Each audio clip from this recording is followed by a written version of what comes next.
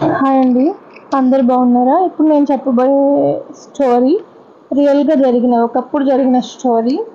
ఒక 25 ఏళ్ల అబ్బాయి తన భార్యతో కలిసి బైక్ మీద వెళ్తున్నప్పుడు ట్రాఫిక్ సిగ్నల్ పడటంతో అక్కడ ఆగాడు. అయితే దూరంగా ఉన్న ఒక ముసలాయన అతని దగ్గరకు వచ్చి, నాన్న నాన్న ఓ 10 రూపాయలు ఇవ్వు అని అడిగాడు. అప్పుడు అతడు 10 రూపాయలు తీసి ఇచ్చే లోపే ట్రాఫిక్ సిగ్నల్ పడటంతో అక్కడి నుండి వెళ్ళిపోతాడు. ఆ 70 ఏళ్ల ముసలాయన మాత్రం నాన్న నాన్న అని కొంత దూరం వెళ్ళి ఆగిపోతాడు. ఆ తర్వాత అతనికి నైట్ అంతా నిద్ర పట్టదు. ఆ బిచ్చగాడు అతన్ని నాన్న నాన్న అని ఎందుకు పిలిచాడు అని ఆలోచిస్తాడు. ఆ తర్వాత రోజు ఆ బిచ్చగాడు ఉండే ప్రదేశానికి వెళ్ళి ఆ బిచ్చగాడిని కలిసి అడుగుతాడు.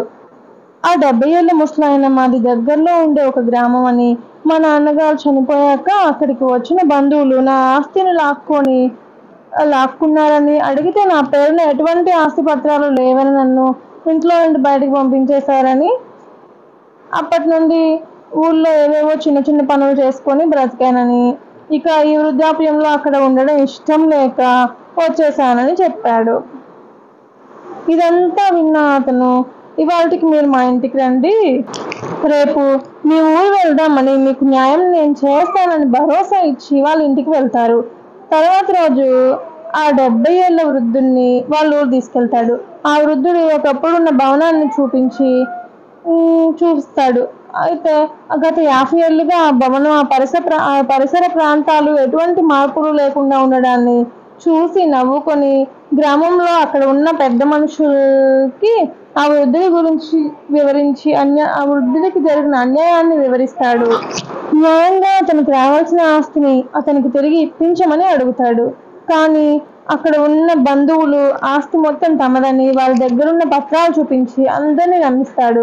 అప్పుడు ఆ యువకుడు అక్కడ ఉన్న పెద్ద మనుషులందరినీ తీసుకొని ముసలాయన ఒకప్పుడున్న భవనం దగ్గరికి తీసుకెళ్లి అక్కడ ఉన్న తులసి కోటను పక్కకి జరిపితే అక్కడ ఒక పెట్టె కనిపిస్తుంది. ఆ బాక్స్ లో కొన్ని పేపర్స్ ఉంటాయి. దాన్ని చూసి అందరూ ఆశ్చర్యపోతారు. ఆస్తి మొత్తం ఈ ముసలాయన పేరు మీదే ఉందని అందరికీ అర్థమైపోతుంది. ఆ ముసలాయన్ని మోసం చేసిన చుట్టాలందరినీ తరిమి కొడతారు.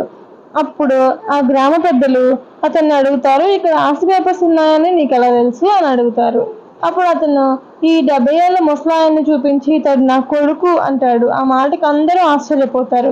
కొన్ని రోజుల క్రితం ఈ ముసలాయన నన్ను చూసి నాన్న నాన్న 10 రూపాయలు ఉంటే ఇవ్వవా అని అడుగుతాడు. అప్పుడు ఈ మాట ఎక్కడో విన్నట్టు అనిపించింది.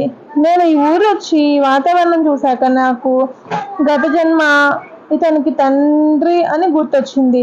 తర్వాత మరికొన్ని ఆధారాలను చూపిస్తాడు. అప్పుడు ఆ వృద్ధుడు తన 25 ఏళ్ల తండ్రిని ప్రేమతో